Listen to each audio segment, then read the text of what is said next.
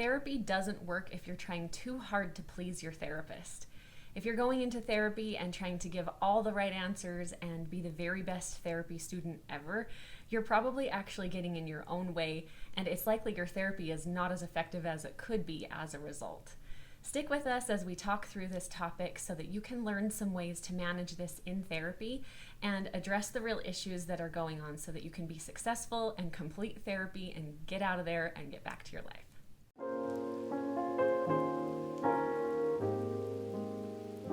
Any stories shared in this podcast have had names and details changed for the confidentiality of clients.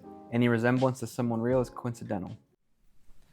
Hello everybody, thank you for joining us for another episode. In today's video, we're going to talk some more about reasons that therapy can be hindered or not work for you. Today we're going to talk about when you're trying too hard to please your therapist or give them the right answer or, I don't know. Be good at therapy. Yeah, do all the right things for your to impress your therapist or feel like you're succeeding or whatever. This is one I think I actually see quite often. Which makes sense to when I think about it from the perspective of like, I have someone in my office, we talk for an hour probably every week. So there's like some level of like, oh, I want my therapist to like me, right? Because that's what we do as people. We want other people to like us. And as a therapist, I'm asking people to do lots of things or try lots of things. And I think in turn, they sometimes tell me what they think I want to hear rather than the truth. Right. I think I see this a lot too. Even I've seen this before, like in trauma processing, I'll ask them, how do you feel now? And I feel like sometimes people will give you an answer of like, oh yeah, that really, really helped, when it really actually didn't. And that isn't really helpful, right? It makes it so that I, as a therapist, have a hard time telling what I need to help you do next. It's not going to hurt my feelings if it's not working for you. Right. I mean, and granted, like, I do. I think this comes from a good place inside. When we go do something like therapy, we want to be good at it. We're spending all of this time. We want to be, like, successful in therapy, and so we're trying so hard to be good at it. But sometimes the trying to be good at it, trying to make your therapist feel like they're doing a good job and like you're happy with them, that can get in the way of treatment. So what do you usually say to clients if you pick up on this, right? Because I think it happens regularly.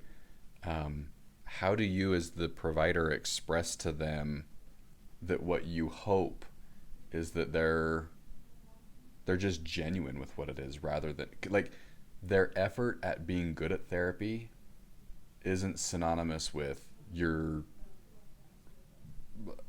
on the trajectory to healing, right? Because sometimes you have to have that conversation. It's like, what do you do if you notice that your client is maybe trying really, really hard, but it doesn't feel genuine? I'll ask them. I've said multiple times to people, is this how it really feels, or is that what you think I want you to say? And that usually opens up a pretty decent conversation. Because, then I'll ask them, okay, well, why do you feel the need to say something that you think is going to make me happy? This is your therapy. Why is this about making me happy with you? How do they usually respond? Does it actually help open up? I think it usually does because, again, therapy is so weird. We're dealing with all of these things from the outside world and bringing it all in one office and dealing with it there. But often people notice this is a problem that doesn't happen just in therapy. It happens in their lives in general. They find themselves doing and saying things to try to make other people happy or trying to make other people perceive them well. And so it usually opens up a pretty decent conversation of like, well, yeah, I am doing that in here right now because of this, but I also do this in other areas of my life too. I think that it kind of boils back down to a principle that might just be common among all our videos, which is we just need to know so that we know what to do, right? Because I think about this, and I tell this with clients, I hesitate to say this on a forum that like people can watch, but I flippin' hate mindfulness in my personal life. It freaking sucks. And the reason it sucks is probably because it's effective. Like when I try to be mindful, my brain goes everywhere. Mindfulness is not Josh's friend. And so it blows me away when people do mindfulness and it works. I'm like, I just don't get it. It makes no sense Sounds to me. like you need to do more mindfulness. And that's probably true, right? But the reality is if you're practicing mindfulness and it's not working for you, let me know, because there are all other kinds of things that we can try to improve mindfulness, or other things. But just because research shows that mindfulness reduces stress levels by 30% or whatever, doesn't mean it applies to you, right? I love deep breathing. I definitely worked in a hospital at one point in time where I would do deep breathing with people, and it made things worse. There are those people that experience that, right? So I think it kind of goes back to this core issue of, if it's not working for you, that's okay. I'm not going to take offense to that. I'm going to then put in the effort to finding something else that's helpful. But I got to know about it. Yeah, I think this is like maybe something that makes a lot of therapy tricky for people, is like, it is a social relationship, right? You're talking to another person and you want them to think good things about you and not hurt their feelings, right? But the therapeutic relationship is weird in that way because, yeah, like we become friendly and talk about all kinds of things, but still the dynamic is like, I need you to tell me your problem so I can help you, right? I'm still your therapist. I'm not your friend, when we talk about in another video. But because of that social part of it, I think that sometimes people just feel pressure to, oh, like Josh was so excited to tell me about this guided imagery thing, and It sucked. I just hated it, but I didn't want to tell him that because like he was so excited about it, right? Yeah. When Josh is in the other chair, like, if that sucked, then tell me so we can do something else. Yeah, that'll help me. Yeah. Right. We have lots of tools, and not every tool is going to work for everybody, but I'll throw them all at you, and you got to tell me which ones you like.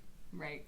Another place I see this happen a lot is when we're doing like thought restructuring, right? So you say, hey, here's this thought that's going through my mind. And a common therapy technique is thought restructuring. So how can you think of this in a way that's more healthy or more true?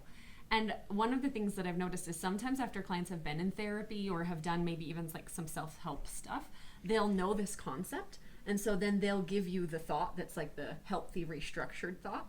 And then I'll tell them, yeah, did you actually use that? Well, did you actually believe that? No, not at all. Okay, so this didn't help you at all. It's giving the like quote unquote right answer, but it's not actually being used in a way that's effective at all.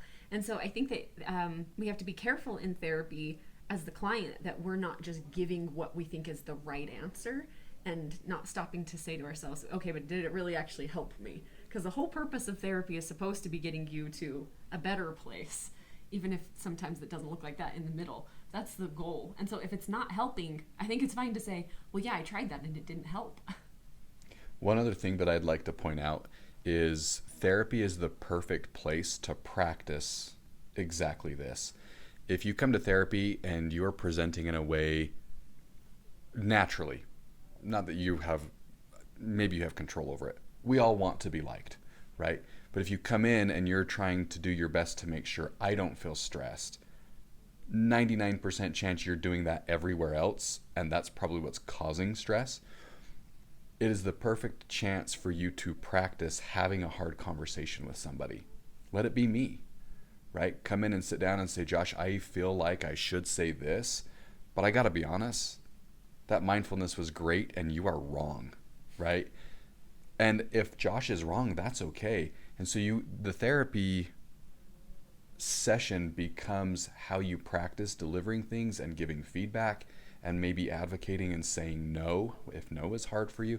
Whatever the issue is, practicing it in therapy is going to improve the likelihood of doing it elsewhere, which in the long run decreases the stress. So use therapy for what it's meant to be, which is a behavioral intervention. Come and tell me that you did not like the skill that we talked about, or that what I said offended you, or something, because then we get to have the conversation about it, and you'll find that, generally speaking, I think you'll find that it's actually okay, and we can have hard conversations, and it wasn't as stressful as you thought that it was. And I still like you just as much as I did when we first started, right? Sure. Right. Well, and I would say like the whole idea behind this is that if you are coming into session and doing the people-pleasing thing with your therapist, I can almost guarantee you're doing that everywhere else. Yeah. And so come in when it's happening in session, call it out, and actually work through this, because this is one of those things that if you don't work through, it can make you get stuck in therapy forever. You give all the right answers, but it doesn't actually help you change. Right, because they weren't the honest answers. Thank you, everybody, for joining us for today's video. If you enjoyed it, please like, subscribe, leave a comment. We'd love to answer your questions in future videos, and we'll see you next time. Thanks. Bye. If you enjoyed today's video, please like and subscribe. Thank you so much for watching. We've got other videos for you to check out and more exciting things coming soon. So thank you.